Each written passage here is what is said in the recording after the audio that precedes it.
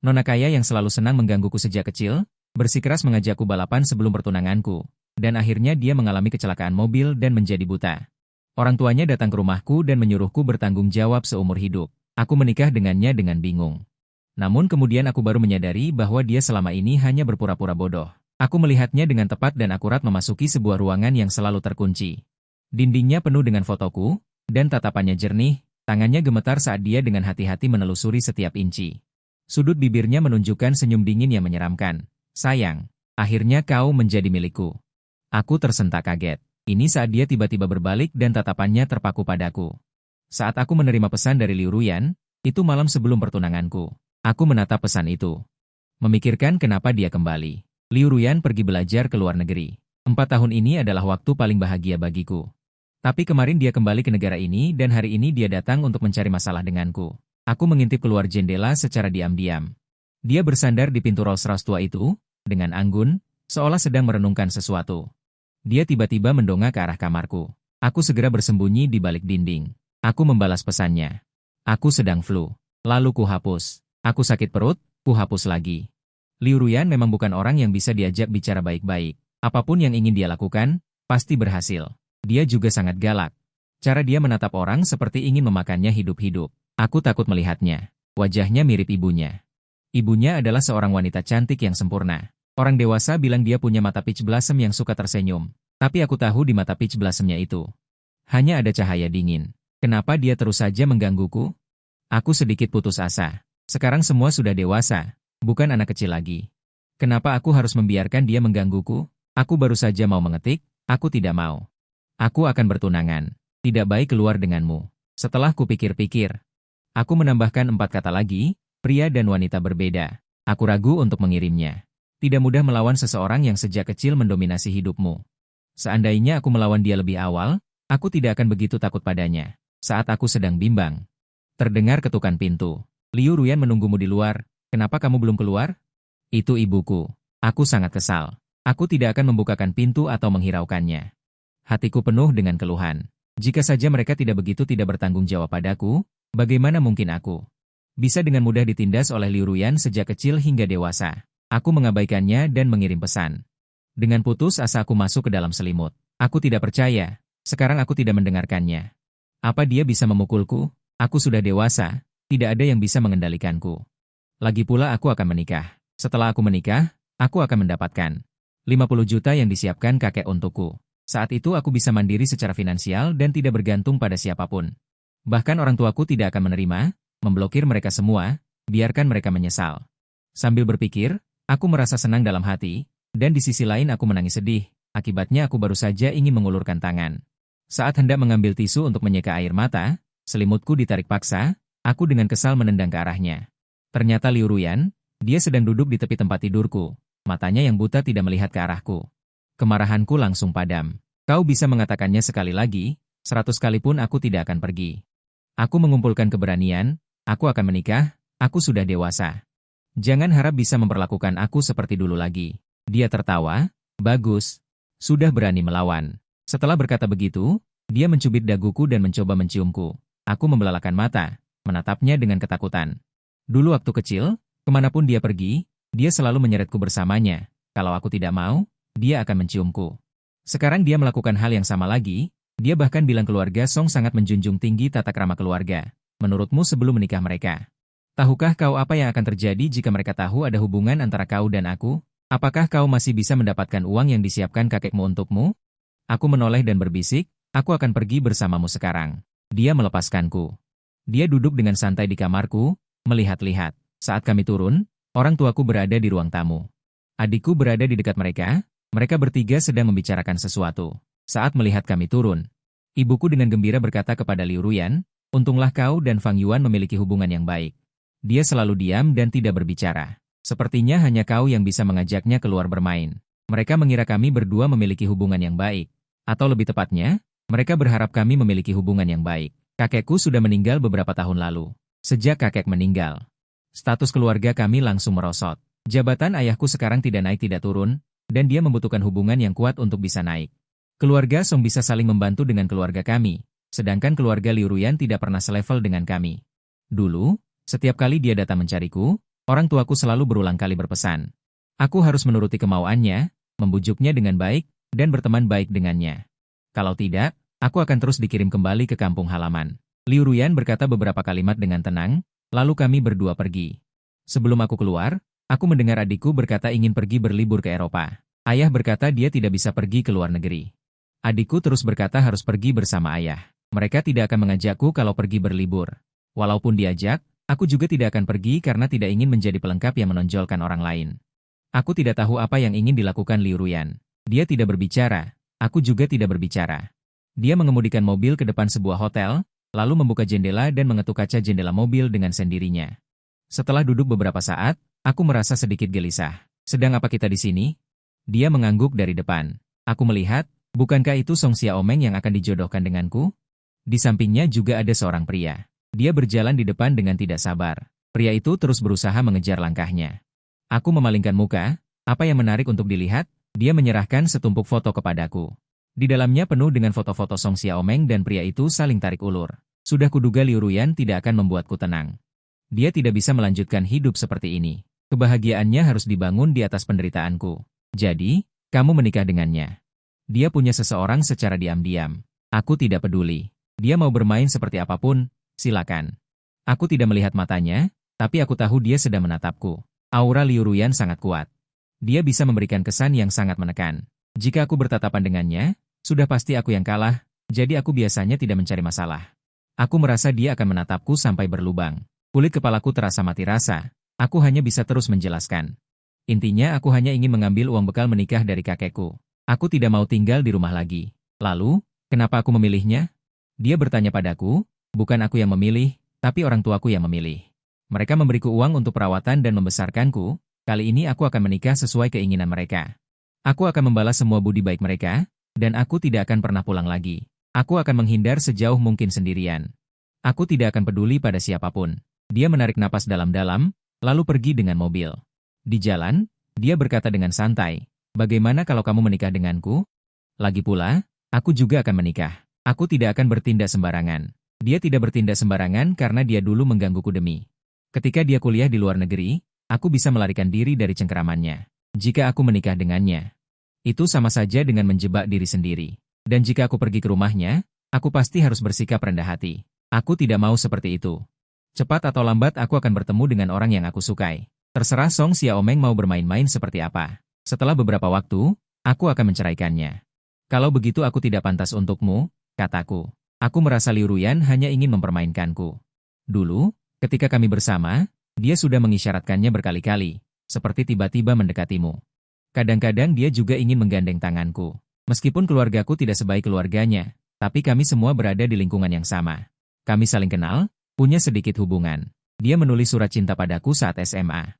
Tanpa tanda tangan, tapi aku tahu itu dia yang menulis. Hari itu aku berjalan pulang. Saat menggeledah tas di jalan untuk pergi makan KFC, aku menemukan surat cinta itu. Setelah itu, dia jadi sangat rajin menyukaiku. Kadang dengan kebencian yang menggeretakkan gigi. Aku takut sekaligus muak padanya. Liu Ruyan sudah membulatkan tekad. Sepertinya aku akan menghabiskan hari bersamanya. Setelah makan, dia akan bermain golf dan kemudian berkuda. Aku lesu. Malamnya, temannya mengajak dia balapan mobil. Aku paling takut balapan mobil. Ada banyak orang di lokasi kejadian. Aku ingin keluar dari mobil. Dia berkata, Pang Yuan, percaya atau tidak, aku akan menciummu sekarang. Bisakah kau mengemudi lebih pelan?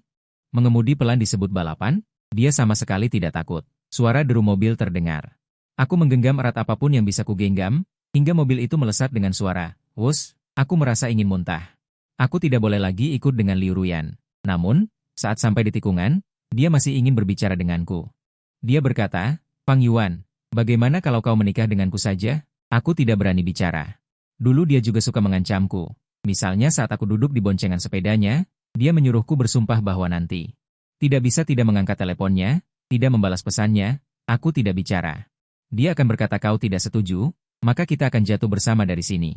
Kadang-kadang aku merasa aku dan Liu Ruyan. Mungkin saja kita tipe orang yang sama, kita semua ingin menghancurkan sesuatu. Masalahnya adalah, aku hanya berpikir saja, dia benar-benar akan melakukannya. Aku bahkan belum sempat menjawab. Mobilnya sudah menabrak tanggul. Untungnya bukan menabrak pagar pengaman, kalau tidak kita berdua bisa terguling. Aku menatap darah di wajahnya dengan ngeri. dan bertanya dengan gemetar, apakah kamu ingin mati bersamaku? Dia melirikku, menurutmu bagaimana? Ambulans membawa kami ke rumah sakit. Aku sedikit gegar otak, dia masuk ICU. Selama ini, semua orang datang bergantian untuk melihatku, Song Xiaomeng juga datang. Dia terlihat sangat mencintaiku dan khawatir. Tapi aku tahu dia punya wanita lain di luar. Saat dia menggenggam tanganku, aku merasa sedikit jijik. Jadi aku menghindarinya. Untungnya aku juga tidak mencintainya, kami hanya saling mengenal saja. Saat tidak ada orang lain, dia dengan lembut membujukku, jangan balapan lagi dengan Liu Ruyan. Lihat, sekarang kamu terluka. Orang tuaku juga akan tidak senang. Aku bergumam mengiyakan. Dia juga sangat bersemangat memotong buah untukku. Aku bilang hari itu aku melihatmu keluar dari hotel dengan seorang pria. Dia terdiam, wajahnya tetap tenang. Dulu aku pernah bersamanya. Tapi saat keluarga kami berencana menjodohkan, aku sudah putus dengannya. Kamu tidak perlu putus dengannya demi aku. Wajahnya menunjukkan ketidakpercayaan dan rasa haru. Kamu benar-benar pengertian. Aku memotong perkataannya. Setelah kita menikah, kita akan tinggal terpisah. Kamu tidak keberatan, kan? Dia mengerutkan kening. Tidak bisa begitu. Orang tuaku ingin segera menimang cucu. Dia melanjutkan. Tenang saja, keluargaku tidak akan memperlakukan anak itu dengan buruk setelah lahir. Setiap kali kakakku melahirkan, ada hadiah bernilai puluhan juta. Aku mengerutkan kening. Dia tidak mau tinggal terpisah denganku. Kalau begitu aku tidak mau menikah dengannya. Tapi jika aku tidak menikah dengannya, aku tidak akan mendapatkan uang itu. Ini menggangguku selama 2 hari. Aku sudah bisa bergerak bebas. Liu Ruyan sudah bangun. Tapi dia buta. Semua orang mengelilinginya. Kamar rumah sakit itu ramai sekali. Dokter bilang mungkin saraf retina tertekan. Dia dirawat di rumah sakit selama beberapa hari. Aku menjenguknya beberapa kali. Matanya tertutup, tapi setiap kali dia bisa mengenali langkah kakiku. Orang tuanya tidak menyukaiku. Mereka merasa aku dan dia bertanggung jawab atas kecelakaan itu. Liu Ruyan setiap hari memasang wajah muram dan tidak bicara. Ya, kalau aku tiba-tiba buta, aku juga akan memasang wajah muram. Aku berkata padanya, lihat kan? Sudah kubilang jangan balapan, kamu tidak mendengarkan. Wajahnya menjadi semakin tidak sabar membentakku. Fang Yuan, apa kamu merasa sekarang aku tidak bisa menghajarmu lagi? Berani sekali dia mengejek seperti ini, aku membungkuk untuk mengamati wajahnya yang tertutup kain kasa. Kain kasa menutupi matanya, di bawahnya terdapat batang hidungnya yang mancung, serta bibirnya yang tipis dan merah. Aku bilang aku tidak senang di atas penderitaanmu. Sekarang semua orang merasa aku yang mencelakaimu. Tapi mobil itu jelas kau sendiri yang menyetir. Siapa yang tahu apa yang merasukimu saat itu? Dia menyunggingkan bibirnya padaku dan berkata, aku akan membuatmu tahu. Harga yang harus kamu bayar karena berbicara padaku seperti ini. Sambil berkata demikian, dia mencoba meraih tanganku. Saat dia sedang baik. Aku bukan lawannya. Dia sekarang setengah lumpuh, masih saja aku bisa tertangkap olehnya. Aku segera menghindar, tapi dia berhasil meraih pergelangan tanganku dan mencoba menarikku mendekat. Liu si buta, lepaskan aku. Kemudian suara ibunya terdengar marah. Tiba-tiba terdengar suara, apa yang kalian lakukan? Ruyan sedang terluka. Bagaimana kamu bisa mengganggunya? Bu, kami hanya bercanda. Wajahku memerah. Kemudian segera kabur. Diam-diam ku ganti namanya menjadi Liu si buta. Menurutku nama itu cukup bagus. Dia terlalu banyak menyiksaku. Sekarang Tuhan membantuku membalas dendam.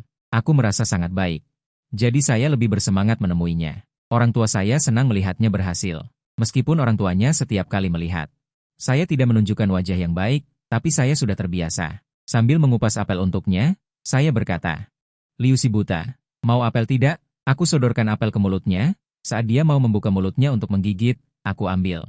Liu si buta, aku buang saja daripada kuberikan padamu. Setiap kali aku bicara, aku selalu memanggilnya Liu si buta. Liu si buta. Aku datang menjengukmu, Liu si buta. Apa kabarmu hari ini? Liu si buta, musim semi telah tiba. Kau tidak bisa melihat apa-apa, Liu si buta. Sini pukul aku.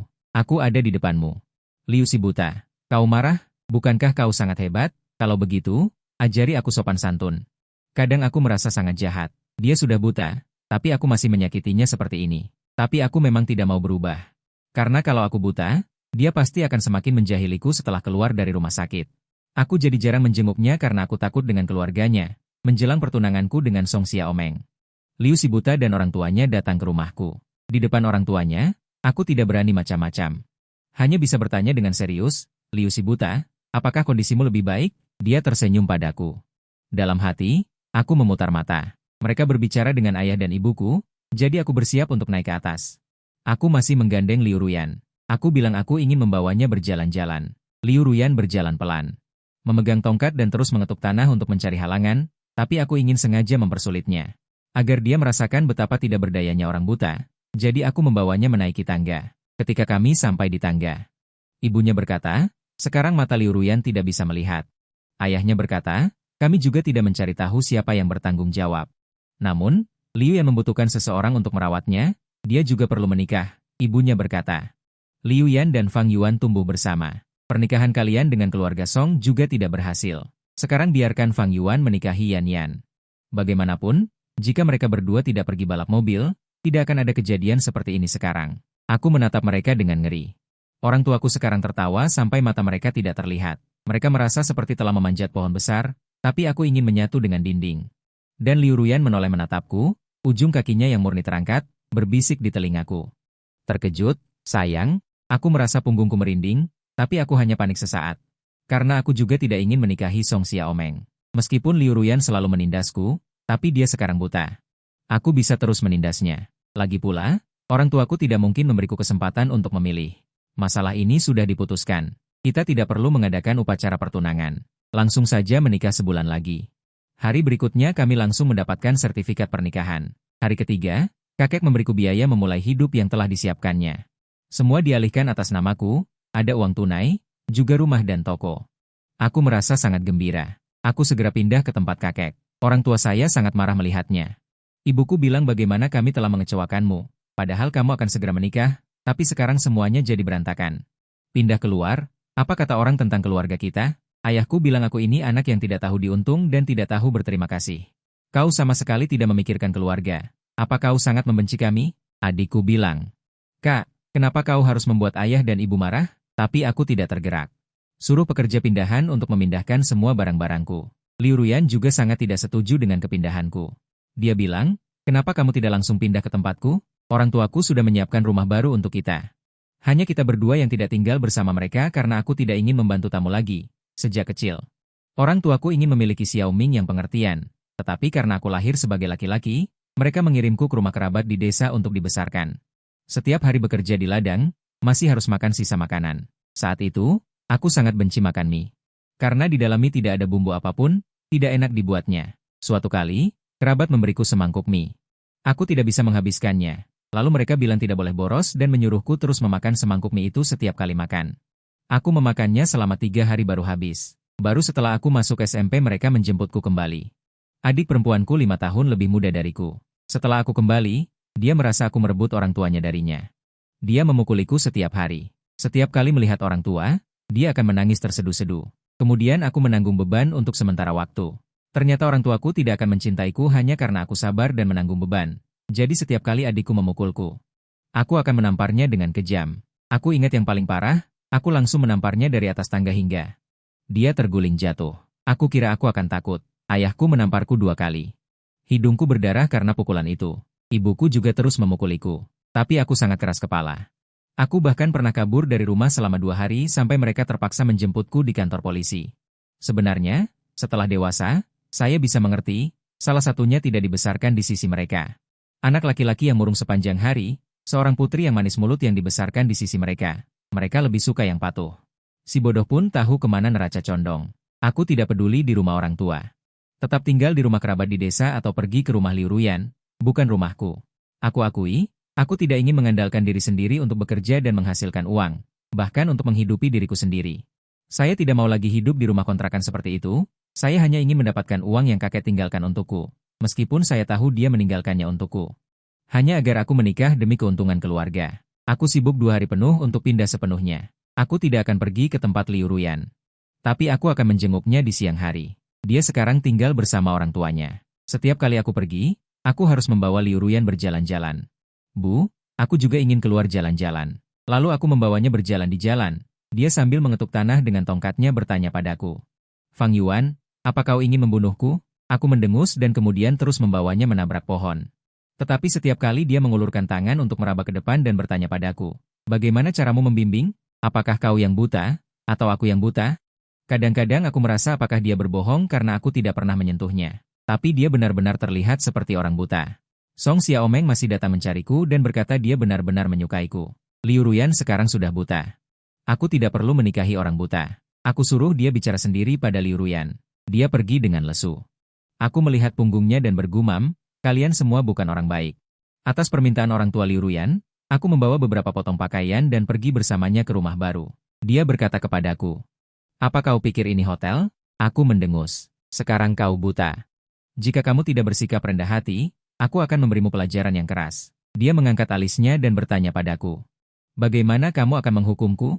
Tidak memberiku makan?" Dia bilang tidak suka ada orang luar di rumah. Para pelayan hanya datang untuk memasak dan membersihkan, jadi sebagian besar waktu hanya ada kami berdua di rumah. Aku paling suka mengajaknya jalan-jalan. Karena aku merasa caranya berjalan sebagai orang buta sangat menarik. Dia akan mengetuk-ngetuk tanah dengan tongkatnya. Aku bertanya padanya, jika ada kehidupan selanjutnya, apa yang akan kau lakukan? Apa yang bisa kulakukan? Aku akan memegangmu erat-erat dan memintamu menjagaku. Aku mencibir dengan sinis. Nanti aku akan membawa kekasihku ke rumah dan membuatmu tidak tahu kalau kamu dikhianati. Tangannya dengan tepat menyentuh leherku. Aku terkejut dan melambai-lambaikan tanganku di depan matanya, tidak ada reaksi. Jika benar begitu, aku akan mencekikmu setelah makan malam.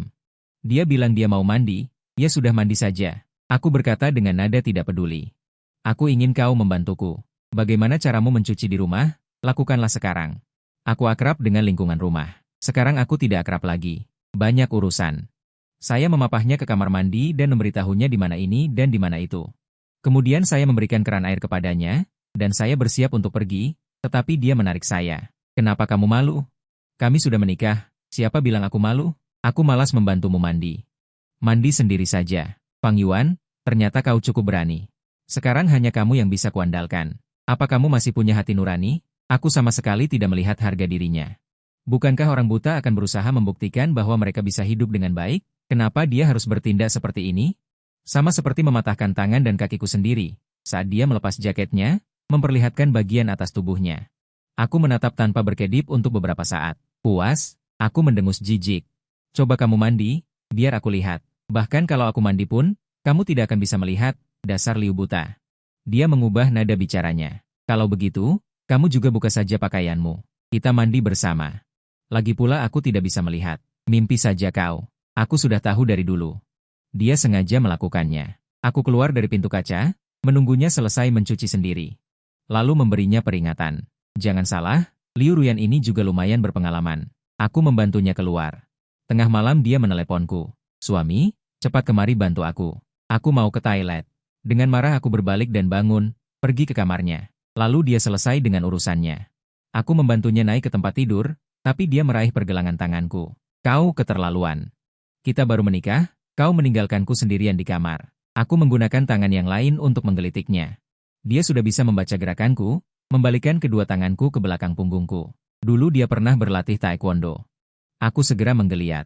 Dia menekanku dan berkata, "Tenang saja. Orang buta sepertiku bisa melakukan apa padamu, tapi kita sudah menikah, bukankah seharusnya kita membangun hubungan?" "Hei," aku terengah-engah dan mengutuk, "besok aku akan membuatmu kelaparan sampai mati. Aku juga akan mengurungmu di kamar ini dan tidak membiarkanmu keluar. Aku akan membeli rantai besi untuk menguncimu. Tunggu saja, dasar buta sialan." Sudah buta pun masih tidak tahu diri. Dia tertawa di atasku dan berkata, "Kalau begitu, aku semakin tidak bisa melepaskanmu." Kemudian dia menekan pinggangku dengan kakinya dengan erat. Dia memelukku dan tidak membiarkanku bergerak. Aku merasakan tubuhnya yang lembut, bahkan bisa mendengar detak jantungku sendiri. Kemudian dia sengaja menggodaku. Aku memarahinya dengan keras, "Dasar mesum. Aku ini menyukai suamimu. Hei, sudahlah, sudahlah. Ayo tidur. Mulai sekarang kita akan tidur di ranjang yang sama. Bagaimanapun juga, kita ini suami istri." Kemudian dia menciumku paksa. Kami berdua setidaknya setengah menit tidak berbicara, hanya bibir menempel di bibir. Dulu dia selalu mengancamku.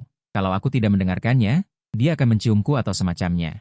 Tapi belum pernah melakukannya, ternyata anjing menggonggong tidak menggigit itu benar adanya, perasaan ini. Bibirnya lembut dan hangat, saat aku bangun keesokan harinya. Liu Ruyan si buta masih memelukku, aku mendorongnya dengan keras, Liu Ruyan masih tidur. "Bangun cepat," katanya padaku dengan nada ceria. "Selamat pagi, suamiku. Jangan panggil aku suami." Aku mendorongnya dan bangkit. Dengan kesal, "Kau ini, buta pun tetap menyebalkan." Aku membantunya mencuci muka dan turun untuk sarapan, ternyata ibunya sedang duduk di bawah. Aku berbisik, "Ibumu datang."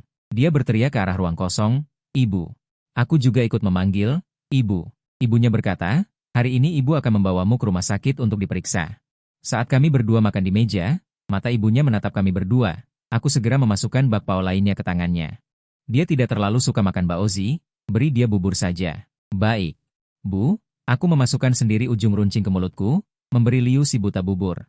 Ibunya mengomel di samping. Aku sudah bertanya pada Paman Su, katanya kondisimu ini seharusnya tidak terjadi. Kondisi mata tidak bisa melihat seharusnya sudah pulih sejak lama. Entah kenapa kamu masih tidak bisa melihat. Pang Yuan, kamu membersihkan ingusnya untuknya. Begitu aku melihatnya, sungguh. Aku tidak terlalu memperhatikan saat dia berbicara. Aku merasa terlalu ceroboh. Ibunya terus menyuruh kami pulang dan tinggal di rumah. Dia juga bisa merawat Liu si buta, tapi Liu si buta bilang kami berdua ingin punya waktu berdua saja. Dokter mata Liu si buta juga tidak bisa berbuat apa-apa. Memberikan beberapa obat, lalu kami pulang. Untuk beberapa waktu berikutnya. Saat tidak ada kegiatan, aku pergi ke studio untuk melukis, dia mendengarkan buku di ruang kerja. Saat makan, aku harus menyuapinya, tapi aku hanya akan menyuapi makanan yang tidak dia sukai. Misalnya wortel, sayuran hijau, daging babi, dan sebagainya. Terkadang aku melihatnya juga cukup menyedihkan, aku juga akan memberinya sedikit makanan enak. Saat tidur di malam hari. Dia bersikeras tidur satu ranjang denganku, katanya kami harus membangun perasaan. Aku merasa dia sudah buta. Ancamannya kepadaku juga jadi jauh lebih kecil. Lagi pula kami sudah menikah, jadi kami tetap harus punya anak. Jadi setelah kita berdua tidur di ranjang yang sama selama beberapa hari, kita segera berhubungan intim, selama 2 minggu. Suatu hari, aku pergi makan malam dengan teman-teman kuliahku. Tetapi karena ada urusan keluarga yang mendesak, kami semua bubar lebih awal. Saat aku pulang, aku tidak melihat Liu si buta di ruang kerja, juga tidak ada siapapun di kamar tidur. Ini adalah 2 tempat yang paling familiar baginya. Dia tidak ada di sini. Aku tidak tahu apakah ibunya menjemputnya. Aku baru saja mau menelepon. Ternyata teleponnya ada di kamar. Sejak dia buta, dia selalu memegang teleponnya agar mudah memanggil orang untuk merawatnya jika ada sesuatu. Aku menduga apakah dia berjalan sendiri di sana, lalu terjatuh dan terbentur kepalanya atau semacamnya. Saat aku bergegas keluar kamar, berniat melihat apakah dia pingsan di suatu tempat, aku melihat sesosok bayangan di lantai 3. Apa aku salah lihat? Sekarang bukan waktunya pembantu datang untuk membersihkan rumah. Aku mengambil sebuah tongkat baseball dan dengan sembunyi-sembunyi naik ke atas. Ternyata pintu kamar di lantai 3 yang selalu terkunci itu telah dibuka. Aku memperlambat langkahku dan mendekat, ternyata lampu di dalamnya menyala. Liu Ruyan sedang berjalan santai di dalam, perlahan mengamati foto-foto di dinding. Matanya sama sekali tidak menunjukkan tanda-tanda orang buta. Aku langsung mengerti, dia pasti sedang mempermainkanku. Kupikirkan kembali interaksiku dengannya belakangan ini. Asalkan aku yang membawanya menabrak pohon atau membawanya ke dalam lubang, dia pasti akan menyadarinya. Kupikir dia hati-hati dan teliti. Lagi pula, saat kita tidur di malam hari, dia selalu mematikan lampu. Tidak ada kecanggungan orang buta, sangat mudah baginya. Dia juga suka aku menyuapinya makan. Melayaninya mandi, tapi semangatku padam dalam sekejap karena aku mengikuti tatapannya ke dinding. Aku terkejut. Seluruh dinding penuh dengan fotoku, bukan hanya foto-foto SMP dan SMA aku. Bahkan ada foto-foto saat aku kuliah. Sepertinya semuanya diambil diam-diam, karena banyak yang terlihat bodoh. Aku sangat ketakutan hingga tidak berani bernapas. Apakah Liu Ruyan benar-benar orang gila? Dulu aku memang membencinya. Selalu ingin mempermainkanku, mengikutinya melakukan hal-hal bodoh, membuang-buang waktuku, tapi aku masih mengira dia orang normal. Aku merasa merinding. Misalnya, seorang pembunuh berantai yang suka membuat dari kulit manusia. Atau suka melubangi tengkorak kepala orang, lalu menggali otak untuk dimakan. Kakiku lemas karena ketakutan. Ini adalah Liu Ruyan yang baru saja selesai meniru sebuah foto besar. Sepertinya itu baru-baru ini diambil. Itu adalah foto wajahku saat tidur. Ini semakin membuktikan bahwa dia berpura-pura buta. Dia bahkan bergumam, "Sayang, sekarang kamu akhirnya menjadi milikku." Kemauan keras dalam diriku mencegahku jatuh tersungkur ke tanah, malah mendorongku untuk bergerak perlahan. Diam-diam berbalik, bersiap untuk melarikan diri dari sini, kemanapun aku harus pergi. Lari dari sini adalah yang terbaik. Dalam pikiran yang kacau ini, aku masih berpikir, tidak heran Liu Ruyan tidak mau ada pembantu di rumah. Dan juga jangan tinggal bersama orang tuanya. Di rumah hanya ada kita berdua. Kalau dia tiba-tiba ingin membunuhku, aku tidak punya siapapun untuk dimintai bantuan. Benar saja, sisi mengerikannya masih tetap ada. Dia berpura-pura buta untuk membuatku lengah, benar-benar melakukan apa saja untuk menjebakku. Aku perlahan berbalik. Baru setengah berbalik, dia tiba-tiba menoleh. Tepat saat mata kami bertemu, tatapannya dalam dan pahit, namun dia tetap tenang meski ketahuan. Aku menahan napas, seluruh tubuhku membeku. Aku melihatnya selangkah demi selangkah mendekatiku. Setiap langkah terasa seperti menginjak jantungku. Aku menempel ke dinding, tidak buta. Ancaman Liu Ruyan padaku masih sangat besar karena aku tidak bisa lari darinya, juga tidak bisa melawannya. Aku memperhatikannya dengan waspada, tapi dia tampak tenang dan acuh tak acuh. Aku baru saja menyadari bahwa aku bisa melihat. Dia menatapku dengan lekat. Aku dengan susah payah mengangguk, menandakan bahwa aku mengerti. Tangannya yang hangat membelai wajahku, aku merasa seperti dililit ular berbisa. Dia membungkuk dan berbisik di telingaku. Suami, kamu terlihat sedikit tegang dan takut. Apa kamu sudah melihat foto-foto di ruangan ini? Seandainya kondisinya memungkinkan, aku juga ingin pura-pura buta. Tapi aku hanya bisa pura-pura bodoh dan berkata, aku baru saja naik dan melihatmu tampak lucu, jadi aku terkejut. Apa ada sesuatu di dalamnya? Atau haruskah aku pergi melihatnya? Dia menatapku dengan mantap. Aku menelan ludah dan berkata, ketika kau turun, aku mengatakan hal-hal buruk. Aku takut kau akan membalas dendam padaku, itu sebabnya aku sangat gugup.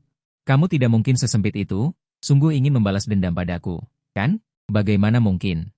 Tiba-tiba dia tertawa, satu tangan menarik tubuhku, satu tangan membanting pintu dan menguncinya. Dia menggandeng tanganku dan berjalan maju. Aku sudah bilang kita sekarang suami istri.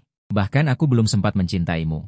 Aku sangat tegang, tapi dia bilang dia baik-baik saja. Masalah ini harus segera diberitahukan kepada orang tuanya. Dia terus memegang tanganku sambil menelepon dan menatapku. Aku tidak berani bertindak lancang di depannya. Tapi aku juga tersenyum dengan enggan. Di rumah ini hanya ada aku dan dia, membuatku sangat takut dan ngeri. Alhasil, ibuku menelepon dan menyuruh kami datang makan. Aku langsung merasa lega seolah mendapat amnesti. Rasanya seperti film horor yang kutonton waktu kecil. Hantu tidak akan mencelakai orang di tempat ramai. Jadi, jika ingin selamat, harus tidak sendirian. Saat kami meninggalkan villa, aku merasa udaranya tidak terlalu tipis. Kali ini dia yang menyetir. Biasanya aku yang menyetir saat keluar rumah. Aku duduk di kursi penumpang depan.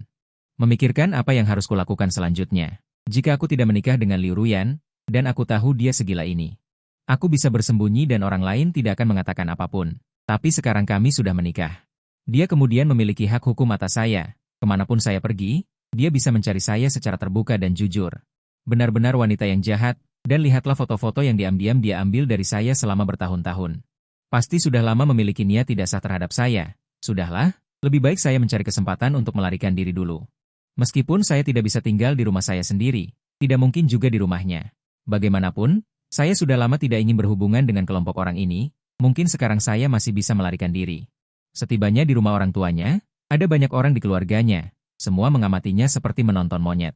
Dia masih seperti itu, sudut mulutnya yang acuh tak acuh sedikit tersenyum dan berkata, kali ini berkat Fang Yuan yang merawatku. Jika bukan karena dia, saya tidak akan sembuh secepat ini. Saya mendengarkan kata-katanya.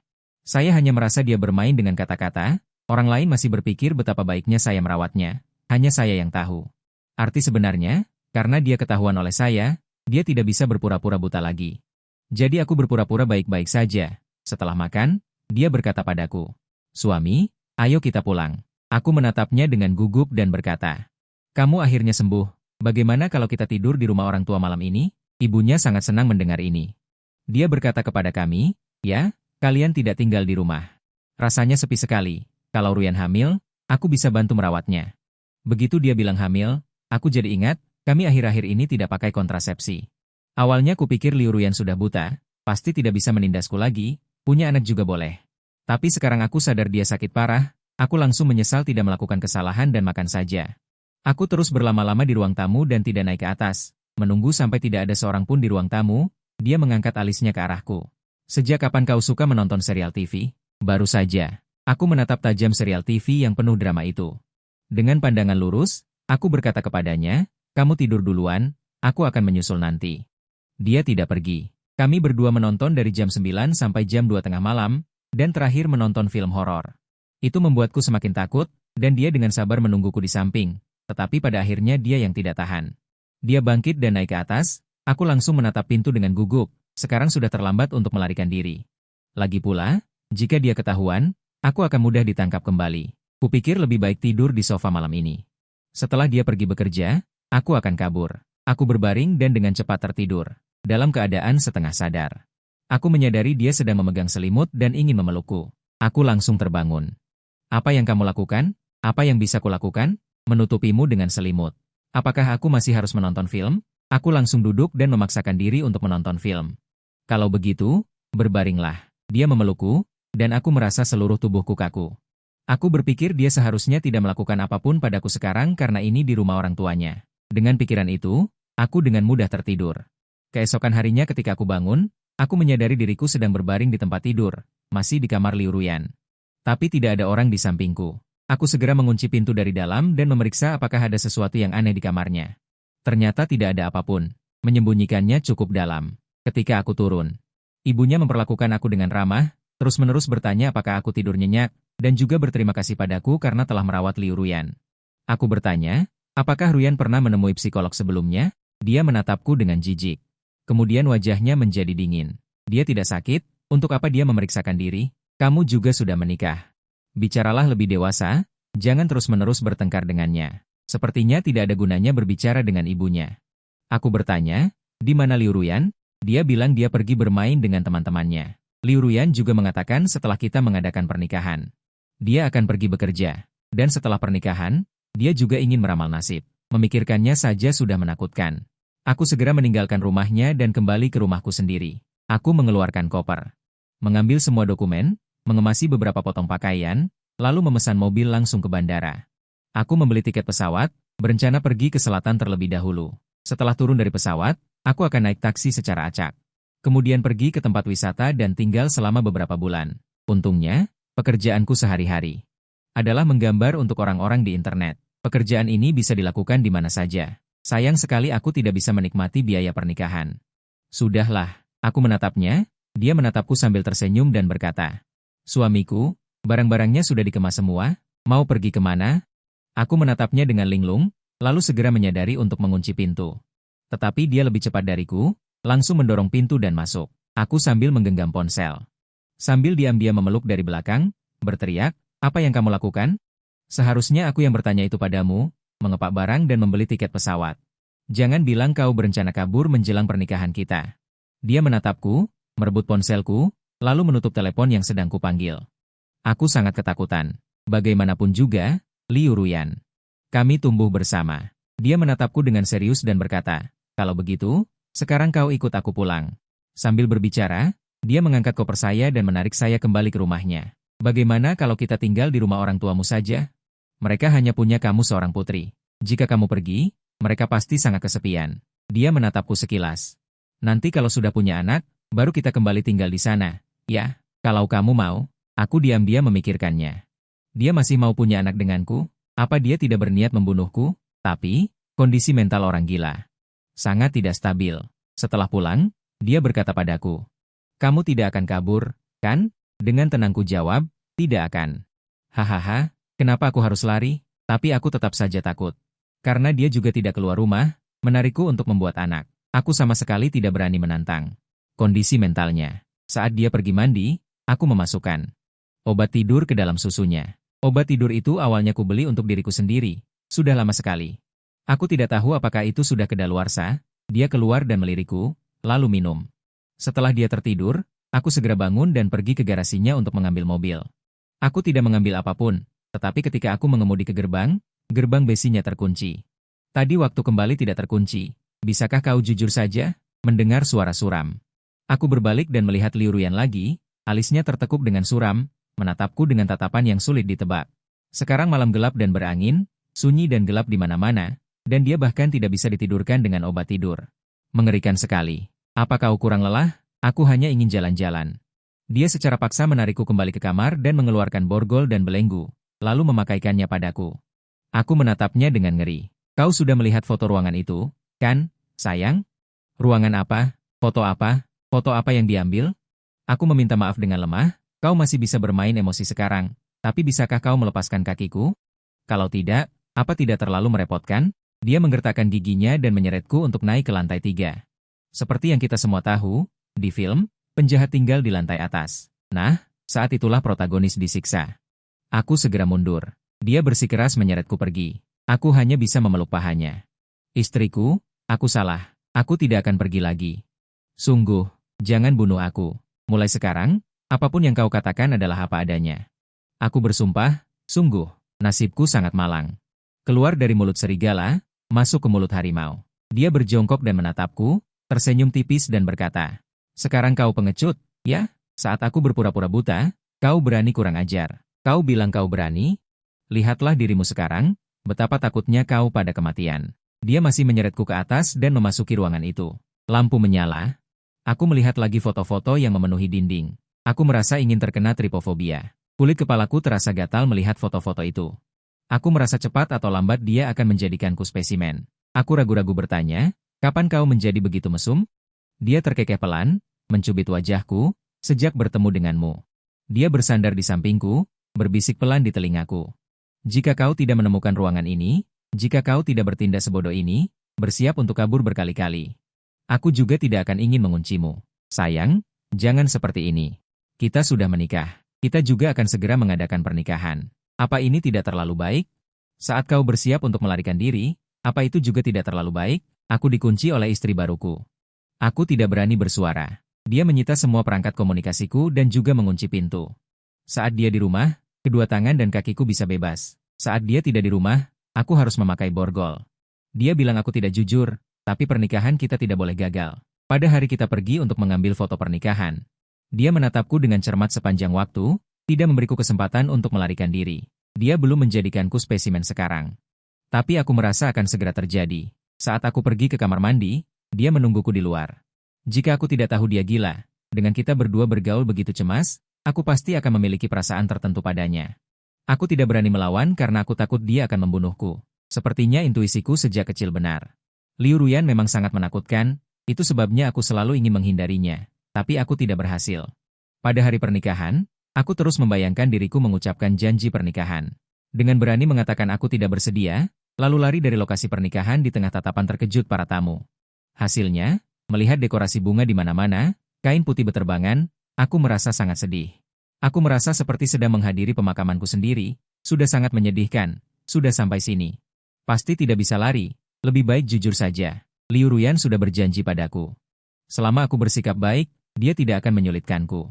Yang dia maksud dengan bersikap baik adalah dengan jujur menjadi suaminya. Dan Liu Ruyan bahkan berkaca-kaca, dia terharu dengan kelicikannya sendiri. Akhirnya menjebakku ke dalam sangkar, membiarkannya menyembelihku. Dengan wajah seperti orang yang menelan sesuatu, aku memasangkan cincin padanya. Saat dia menciumku, dia berkata, "Suamiku, berbahagialah, kita sudah menikah." Kemudian kami berdua pergi berbulan madu. Cinta Liu Ruyan padaku sangat dalam dan tidak pernah berubah. Dia selalu ingin memiliki diriku sepenuhnya. Aku selalu merasa bahwa aku tidak akan jatuh cinta pada siapapun seumur hidupku. Karena sejak kecil aku kekurangan kasih sayang, baik dari orang tua maupun kerabat. Aku tidak merasakan sedikit pun perhatian dari mereka. Akibatnya, masa kecilku selalu hidup dalam kegelapan. Bahkan jika menikah, itu hanya akan menjadi alat perjodohan. Aku sama sekali tidak memiliki hak untuk mengejar kebahagiaan. Mereka, demi status mereka sendiri, dapat dengan seenaknya mengaturkan calon pernikahan untukku. Hanya karena aku terlahir dengan paras yang rupawan. Namun, untungnya, aku bertemu dengan seorang wanita yang mencintaiku sepenuh hati. Aku akan mencoba mencintaimu, hingga akhirnya, kami memiliki buah cinta.